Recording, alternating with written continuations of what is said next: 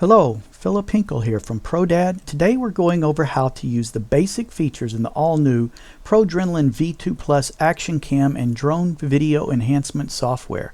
Because there's so much new stuff in V2 Plus, we're going to produce at least one advanced tutorial, but this video will get you up and running fast.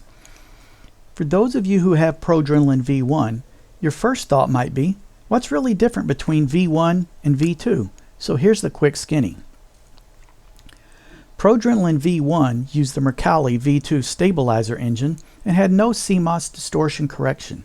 V2 Plus uses the Mercalli V4 engine, which gives better stabilization, less zoom in, and is way faster, and yes, there's now CMOS distortion correction with 3 levels of correction. While the stabilization is a lot better, there are lots of times you may still need Mercalli V4 SAL Plus, which has a ton more settings and correction options to fix really messed up video. ProDrenalin V2 Plus has a new automatic image enhancement feature that can fix color, brightness, contrast, white balance issues with one click, and professional grade manual color correction. V1 had some basic presets and minimal adjustments for color, brightness, contrast adjustment. Fisheye warp removal is enhanced in V2 Plus with newly optimized camera profiles that can be adjusted to fit an existing profile to correct a video clip or still image when the camera is not supported natively. The new camera profiles correctly stabilize a warped image if the fisheye effect is desired. ProDAD is famous for video effects, and the new ProDrenalin V2 Plus can add some video filter effects applied to the entire clip. Vignette, lighting, color, and black and white effects are included and can be adjusted within the clip. V1 had no effects at all.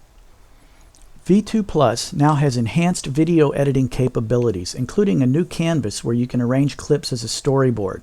It now includes more NLE-style controls for basic editing features. The clips can now be exported together or as a rough cut movie. Importing clips is now easier as there is a batch analyzing feature for stabilization, and it now has scene detection. V1 could export clips in a batch but not batch import and had no scene detection.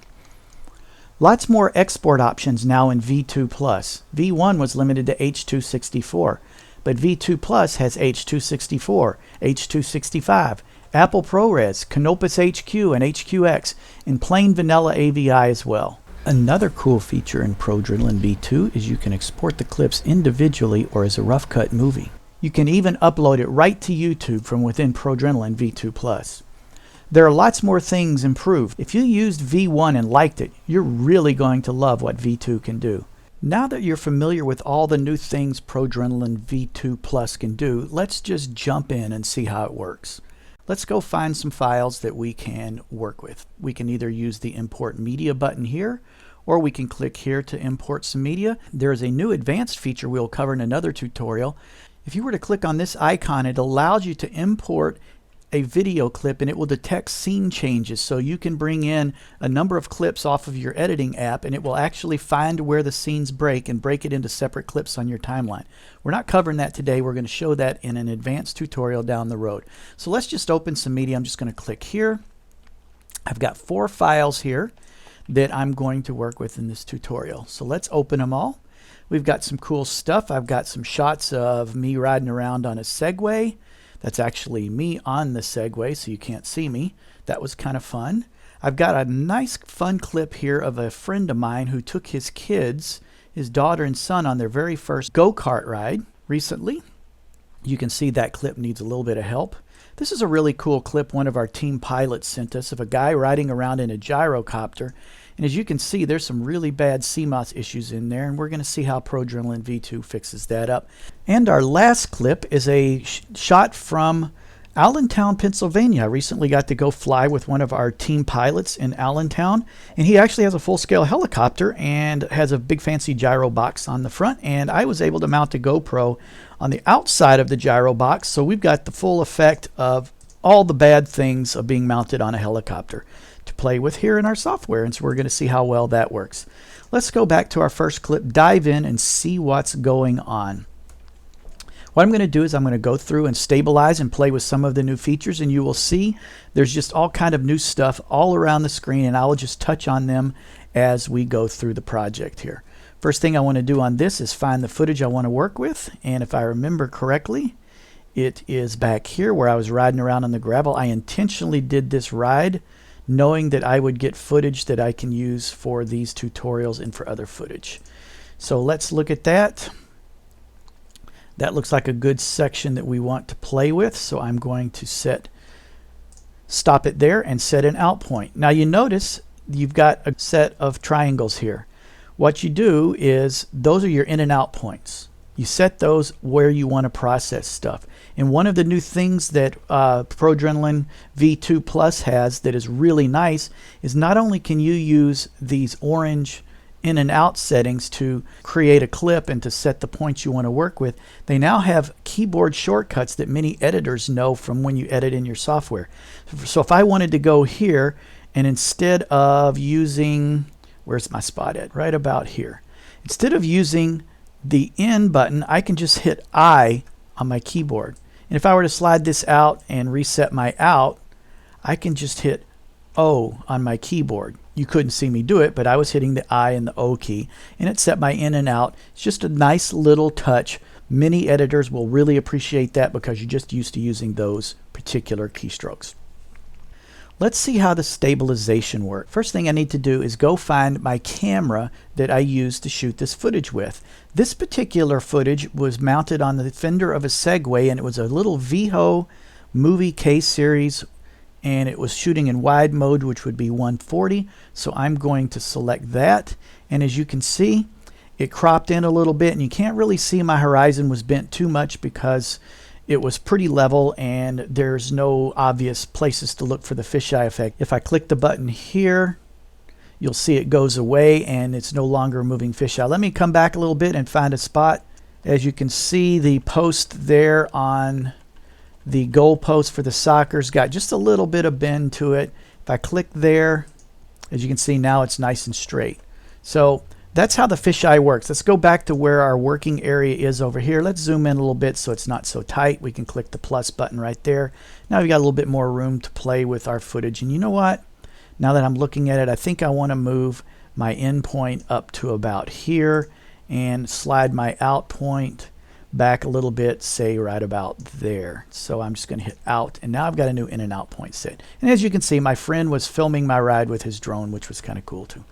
All right, let's play with the stabilization a little bit. Now that we've got our camera picked out, we're going to select what kind of stabilization we want. If I hit the play button, or with the new keystrokes, I can hit the space bar on my keyboard, you can see we've got a little vibration problems and a little CMOS issues. So there's 3 levels of stabilization now with the new ProDrenalin V2 Plus. If you select 1 star, it's going to remove the most common types of distortion you see in your video. If you select 2 stars, it's going to remove the less common wobble distortion from your CMOS sensor problems. If you were to select all 3 stars, it's going to remove jello and wobble distortion, which is some serious CMOS issues that ProDrenalin V2 Plus can now fix. So if you've got a really bad clip, this one has pretty bad CMOS in it, I would select all 3. If it's just a little vibration and there's no CMOS issues, then select 1 star and your processing will be faster. So I'm going to select all 3 stars, and the first thing I need to do is click here to analyze my video, and let's let it roll.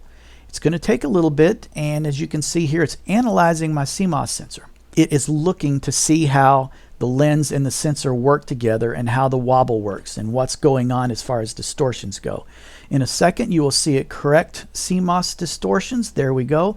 And there's actually a graph over here and sort of a spectral display where you can see places where it's finding problems and it's trying to fix those. This takes a little bit of time because it's pretty intense processing, so we'll come back when that's all done.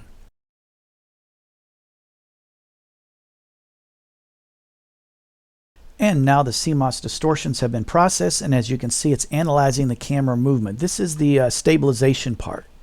So that goes really fast, and if you had only checked 1 star, that's all it does is the analyze camera movement, the stabilization part. So that's about how fast it would go if that's all we needed to do to the clip. Now let's see what our clip looks like. Let's put our cursor back at the beginning and hit the play button. That looks much improved. One of the cool things about ProDrenalin V2 Plus is you can view your result. You can view a horizontal compare, which splits it side by side, it'll show unprocessed and processed, or depending on the type of footage you're working with, you may want to see a vertical compare. Most of the time, I like the horizontal compare. Let's play this back now and see what it looks like. Look at the difference of the before and after. That's a pretty phenomenal improvement there, I would say. It looks really good. I think we're going to keep that set up. Click stop, go back to view result. Now, one of the cool things that ProDrenalin V2 Plus can do is it can actually fix a lot of your colors. Now look over here. There's all kind of color correction tools. We're not diving into those today. That's an advanced tutorial. But let me show you something really quick and easy, and just maybe one or two of these sliders over here that will really help your video. There's color enhancers built right into the toolbar up top. If we click activate, watch our footage. It gets a little bit more punch, it's kind of just optimized a little bit. If we click on intensive, it gets just a little bit more. Let's deactivate that real quick and let me show you something. Watch right here on my display. When I click intensive, those sliders moved and they became activated. That means clicking these two options are working with the enhancer and the dynamics, the brightness balancing and the dynamics. You can further tweak that if you want to get a look that you may like a little bit better. So really quick, you can do simple quick fixes to make your footage more punchy. Let's do a side-by-side comparison. You can see some subtle differences there. There's not a huge amount on this footage because it's pretty good.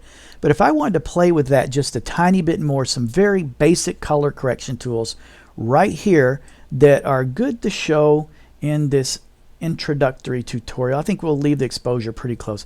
We can play with the contrast a little more if we want, make it a little punchier. We can mess with the brightness a little bit more. Some of this stuff might be a little bit overdone for what I should be doing, but I'm just showing you what can be done. And the saturation, it's already pretty saturated. I'm actually going to dial that down just a tiny little bit. Okay, we've got our first clip processed and done. We've now learned how to import footage, how to stabilize our footage, how to pick a camera, how to use the color enhancers for activate and intensive, and even how to tweak some of those minor settings in our color correction, and also how to view our footage in multiple different ways to see the quality of the optimization that ProDrenalin has done. All right, now that we're done with that clip, let's go to our go-kart clip, and I'm going to zoom out on my timeline and go find the piece of footage that I wanted. If I remember, it's right after this bridge. Okay, I came out from under the bridge, set my in point, hit the play button, and pick an out point. That looks like a good spot about right there because I can see he's about to move the camera and jar it a little bit. He starts it there. I'm going to back that up a tiny bit, and I can actually drag my out point back to my cursor. Okay, first things here. Let's do the stabilization again. Looks like we got some serious problems there with some wobble. And we can also see our power poles here are bent, so we have some definite fisheye going on. And if I remember right, my friend has a GoPro Hero 4 wide. This doesn't look like a real wide shot, so I'm pretty sure he was using medium. Let's select that. Look at that. Our pole is now straight and everything's good. If we turn that off, you can see the difference. The cool part about this is if you want to save pixels, maybe you don't care about the fisheye, it's going to use the information from your camera profile to stabilize your footage better than if you didn't select a camera profile. If we turn on the fisheye correction and turn the optics on, it's going to also straighten the footage, but you're going to get the footage cropped in a little more because it's got to zoom in to fix things. If you don't care about the fisheye and you don't mind it, you can save some pixels by not turning on the optics, but you definitely want to pick your camera because there's some magic stuff going on inside that engine that does all this, and those camera profiles really help it do a better job. So you want to make sure you pick a camera if you know what the camera was. Okay, so now we've got our footage here and it still needs some serious help. So I'm going to pick all three of those stars again because it just needs it. I'm going to come down here, click on stabilization this time. If I've got all three stars picked, it's going to do my analyzation, check my distortions, and analyze my camera movement again. And it's all done. Now let's see what our footage looks like. Once again, that looks pretty impressive. Let's turn on our horizontal compare, and you can really see the difference that ProDrenalin V2 Plus has made on our footage. There's still a few bumps there because, hey, it was a bumpy ride, and he was actually holding the camera on his selfie stick outside the go-kart. So you can only imagine how hard it was to keep it steady. So there's going to be a few bumps in there, but look how much better it is. All right, we've done that. Now let's play with some of those colors again. Remember, if we come over here and we click Intensive, look, it made our colors pop a little more. You can see the difference in the pavement colors. Let's play with it just a little bit more. It looked like a cloudy day, so let's bump that exposure up just a tiny bit. Let's bump the contrast up, give it a little more punch. Let's bump the contrast up a bit. It's gonna crush the blacks a little bit for the sake of this tutorial. It's okay because we're seeing how it all works. The brightness, I'm gonna bump that up a little bit too. Because I bumped that brightness up, I'm actually going to drag that exposure back down a little bit now. And my saturation, those tires are really red. So let's actually dial that down just a tiny bit. Okay, so now we've got a difference here. Look at the difference between the original footage and a couple simple color corrections that we've done right here in ProDrenalin V2. Again, there's a boatload more stuff down here that we will dive into in an advanced tutorial. But if you haven't had a chance to watch that, feel free to go down in here and experiment. There's some really, really neat stuff down in here. There is one other thing that I will show you down in our options, and that's the denoise sharpen. What happens is when you zoom into your footage to fix fisheye and to a small extent fix the stabilization and the CMOS problems, you're going to lose a little bit of your resolution because it had to zoom in and crop your footage. Well, if you pick the sharpen down here and slide it to the right, it will sharpen your footage up a little bit. You can overdo it, or you can dial it way down. Don't go all the way over. It really, you'll see the artifacts when you go to encode it and export it. But a little bit of extra help won't hurt anything. Let me show you this little trick here. There's a new magnifier up here. If I click on that, say I'm going to highlight that tire right there. See what it looks like? Okay, now I'm going to come over here and I'm going to dial my sharpness down. Now look at that tire. A little less detail and the grass is all blurry. Now let me dial this all the way up, and you can see it's almost like it's finding too many things to highlight. So I'm going to dial that back down. That little magnifier is a really good way to see the results of your sharpening or denoising, depending on which one you're using. So there's another little trick right there, and I do think that's worth showing in a basic tutorial because that's something you would probably want to use on every clip.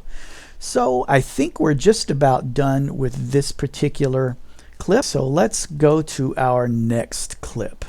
First thing I want to do is go back to view result only and click on my next clip. This is the guy riding in the gyrocopter, and if we look here we can see there's some really bad CMOS issues. So I'm just going to pick a random area through here, set an endpoint, let it move a little bit. Let me zoom in on that. I can actually do it while it's playing, and set an out point. That's enough to get the idea.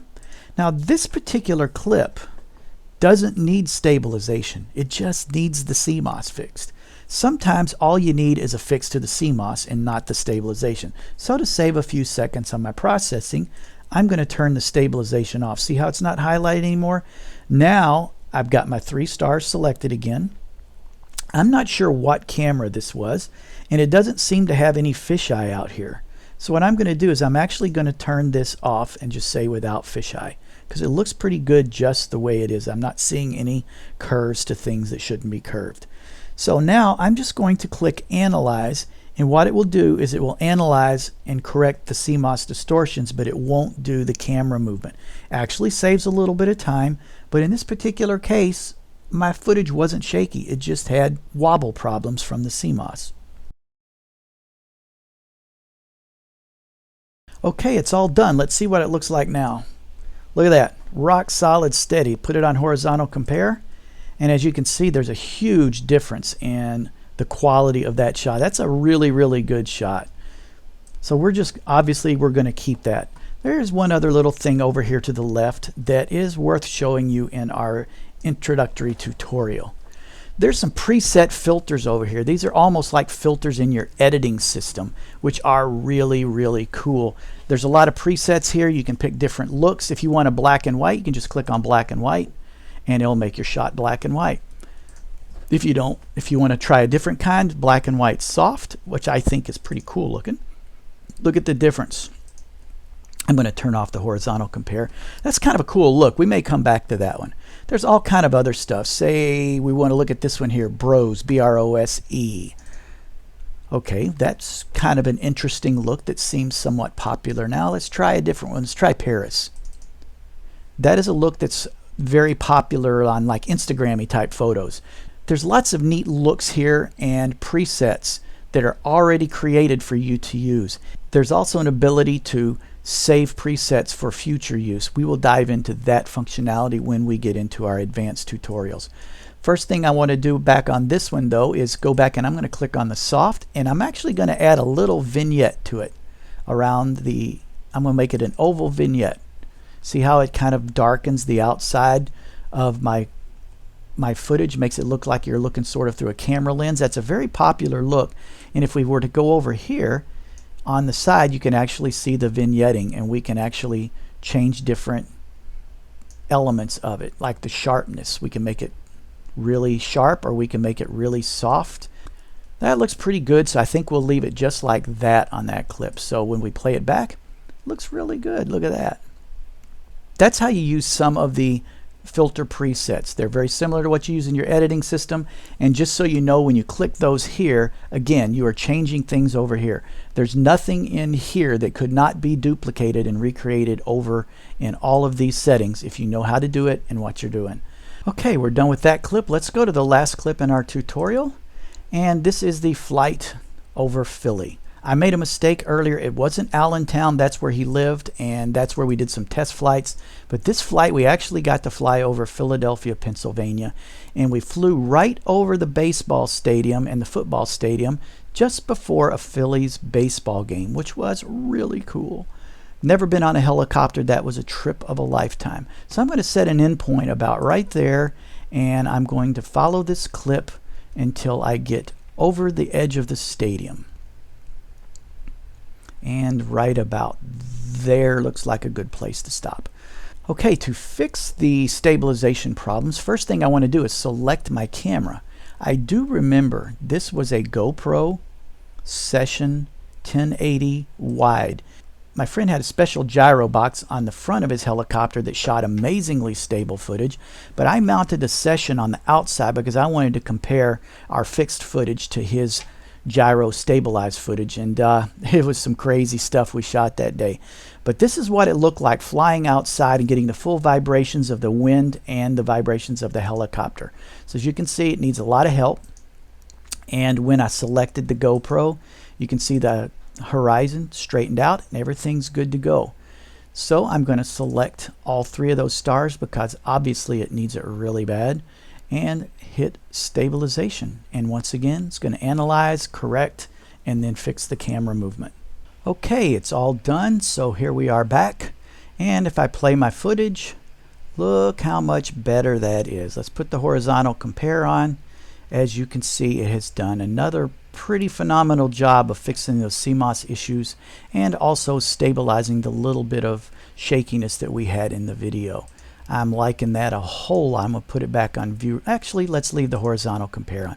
Here's another one where the colors they're just kind of flat and dull.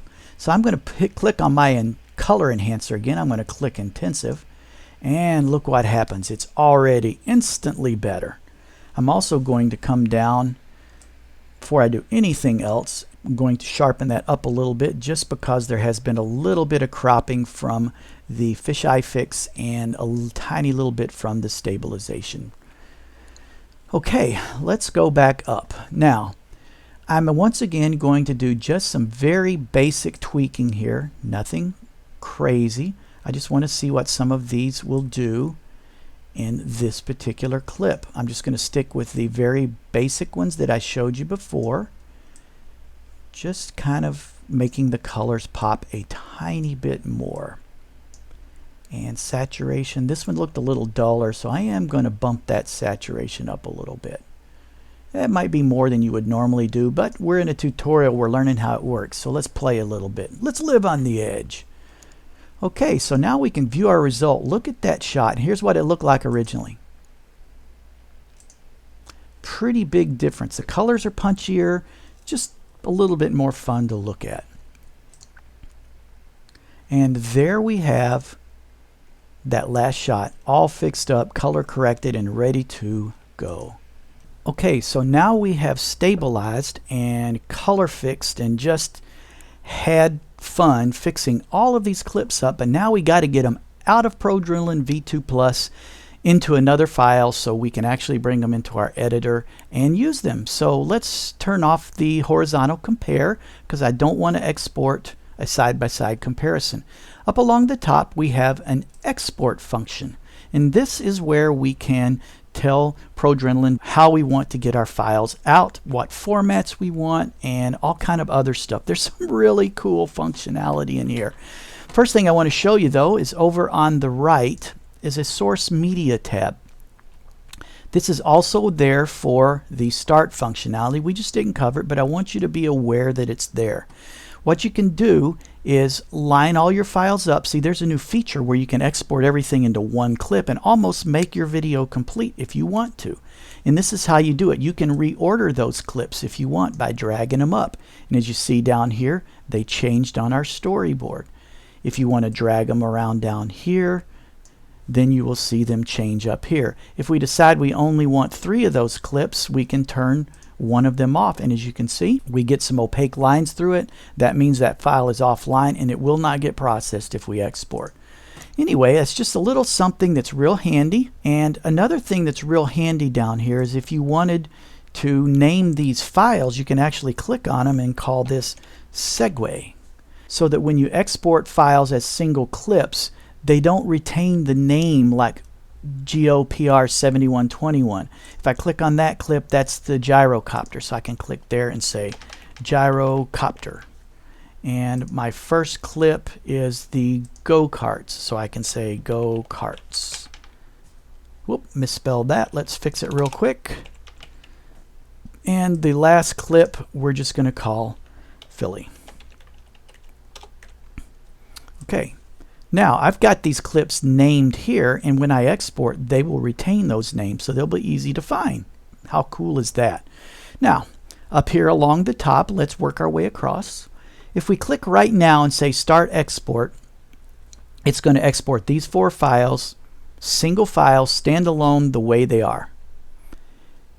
It's going to export them to this particular folder, which I do not want to use, because that was from another review I was doing. I want to go to PD-V2 Tutorials, and I'm going to make a new folder called Tutorial Finals. Okay, now when I click OK, you can see up here it's going to export everything into this directory. If I were to click Start Export, it's going to make it's going to export all 4 of these files individually to that directory. Here's another cool trick though. Look at this. If I click Combine Videos, watch what happens when I click Export. I'm not going to actually export them right now, but let me show you what happens when I click here. It's going to bring up a screen where I can assign where I want to put it, and I can assign a file name. So if I go back here to PD-V2 Tutorial, there's that folder I just found, and I could call it Tutorial Files if I wanted to. Alright, well, let's cancel out of that because I don't want to do that at this point in time. I'm just going through and showing you everything. If we click on Keep File Date, when it exports your files, instead of putting a new file date on them of today's date and time, it's going to retain that old date code information from your original files. This might be handy if you need to keep stuff in a sequential order when you're importing it into your edit system. If not, just leave it off and you'll get new file dates, and I don't work with that a whole lot. If I ever need to, I will be turning that on though. Here is some really cool functionality on our setup. Look what we got here. We can select what our video codec we want to use is. It defaults to H.264. We can also do a 264 movie instead of MP4. We can do an H.265 or an H.265 movie, MJPEG movie. We can even do Apple ProRes movie. Now let me warn you, that is a great format especially if you're going to export the files to be used on a Mac. But it is very big. It's not uncompressed, but it's frame based. Then there's Canopus HQ and HQX. If you are an Edius user, you know all about those. And lastly, there's an Intel AVI, which is your standard vanilla AVI file type. I'm going to leave it on H.264 because that's what I work with the most. Down the bottom is a quality. It's high, medium, or low. Medium is recommended. If I'm going to edit my files in another editing application and not just go right to the web with them, I will a lot of times pick high just because I'm retaining more file information. Your file sizes are going to be higher.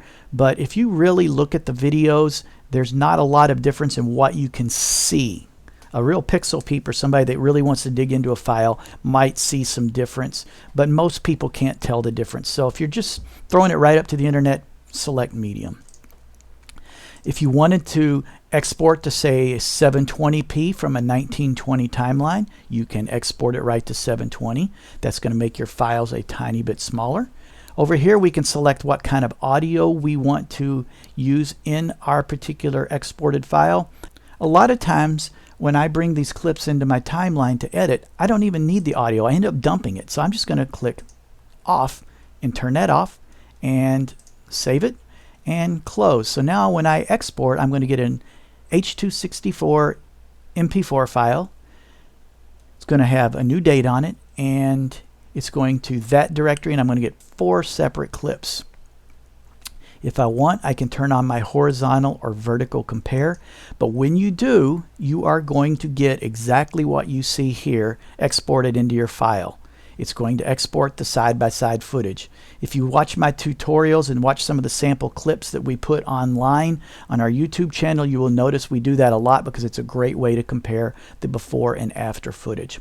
And here's another really neat feature: upload automatically. When you click there, after all the export is done and it's churned through all the files, it's going to automatically go out to YouTube. If you've signed on to YouTube and it's stored away, it's going to log onto your YouTube channel and it's going to publish it there. You will later have to go back into YouTube and give it file names and things like that. Name your stuff, give it a description, maybe add some music because we turn the audio off. But it's a really cool step saver if you're going right to YouTube with this. I'm not going to do that with these tutorial videos right now. We'll try that out in an advanced tutorial. So I'm going to uncheck that. Now, I think we're about ready to export. We really don't need to do anything else. I'm going to say export 4 files, and they're all going to be written to this folder. So let's do it and let it crank away. And when it's done, we will go see those files. Okay, it's all done, and it's just showing us we could watch one of our clips if we wanted. I'm going to go ahead and close that. Let's go out to our drives now and find those clips. I'm under ProPD V2 tutorial finals, and now you can see we have 4 clips. Look what Philip did. He left the horizontal compare on, and sure enough, it exported horizontally compared. That was not what I wanted. So let's exit out of there. Let's go back and turn on view result. Okay, so this time we saw that it will export all 4 of those files for us, remember? As separate files. So this time, since we've got to redo our export, let's select combine videos and make them all one file. So I will click Start Export, and this time I'm going to call it Tutorial Export Combined. Click Save, and off it goes. It will take a few minutes to export, and when we're done, we'll have one file in the folder and we will see it. And it's done, so let's go back out to our hard drive and see if we can find that file. And here it is, Tutorial Export Combined. You will notice it didn't make it into our finals folder because I made a mistake when I was assigning the path for this particular file. I forgot to set my folder, so it defaulted back to our video folder. But sure enough, there it is, Tutorial Export Combined. And if we fire it up and watch it, you'll see there's our go-kart footage. and shortly it should change to our next clip. There's our guy in the gyrocopter, and it's just one long file. This would be really easy to bring into an edit system like an Adobe or Vegas or any of those kind of systems, and actually cut it up into smaller chunks to be used in your final product. In closing, there's one little thing I almost forgot to tell you, and this is one of the coolest features of ProDrenalin V2. If we come up here to the Project tab, we can actually save our project. How about that? We can just call it PDV2 tutorial for the web. And what that does is it allows me to come back into this particular project with all of my settings, all of my clips, everything set up and ready to go. That means you can get started on a project today and finish it tomorrow. I believe that's all that I need to show you in this introductory tutorial. There is so much more in here. We will be covering some of those things in the advanced tutorials coming up soon, so make sure and check back for those. But in the meantime, play with some of the export settings. Come back into your start. Come back to the effects and play a little bit with some of these color grading settings or some of the preset filters. Maybe even make some of your own filters. So get out there, enjoy the program, and make your shots awesome. Thanks guys, have a good one.